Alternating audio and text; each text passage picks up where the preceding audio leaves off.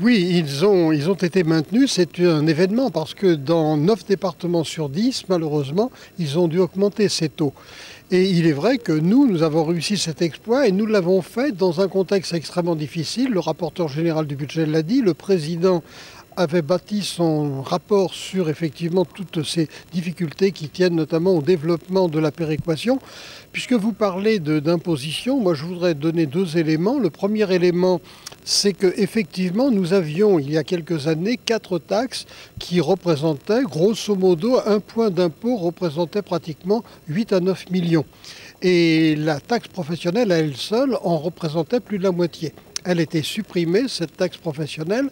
Elle est remplacée par une cotisation sur la valeur ajoutée des entreprises, mais surtout, les élus des communes, des départements et de la région ont été dépossédés du pouvoir de fixer le taux. Dorénavant, c'est-à-dire depuis 2 ans maintenant, c'est un taux national. Nous ne pouvons pas y toucher. Et les bases, elles sont tout à fait insaisissables.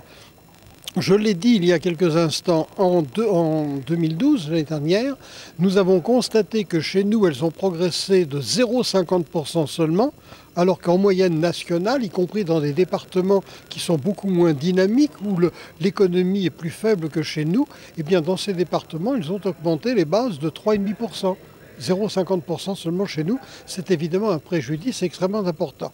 Mais ce n'est pas pour autant que nous avons subi l'augmentation que certains préconisaient ou que certains pronostiquaient. Nous sommes très contents d'avoir pu maintenir le taux de la taxe foncière parce que cette taxe foncière, elle est payée par qui? Eh bien, elle est payée par des gens qui éprouvent de grandes difficultés, par des familles qui, en faisant en sorte d'économiser, ont pu acheter un appartement.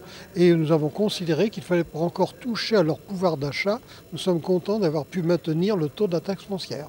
La grande chance de ce département, c'est qu'il y a eu à la tête de ces départements des hommes de qualité qui ont maintenu, qui ont eu une politique qui a été poursuivie. Et il y a une continuité, cette continuité, on en récolte aujourd'hui les fruits. Mais il est certain que ça n'est pas facile et qu'il faut remettre constamment le travail en question parce que quand j'entends par exemple nos collègues considérer que nous n'empruntons pas assez, j'ai 2 éléments à donner. Premièrement, nous n'empruntons peut-être pas assez selon eux, mais en tout cas nous consacrons, nous avons des budgets d'investissement qui sont bien supérieurs à ceux qui sont ailleurs. Le président a donné des chiffres, 200 millions pour la Seine-Saint-Denis, près de 500 millions pour nous.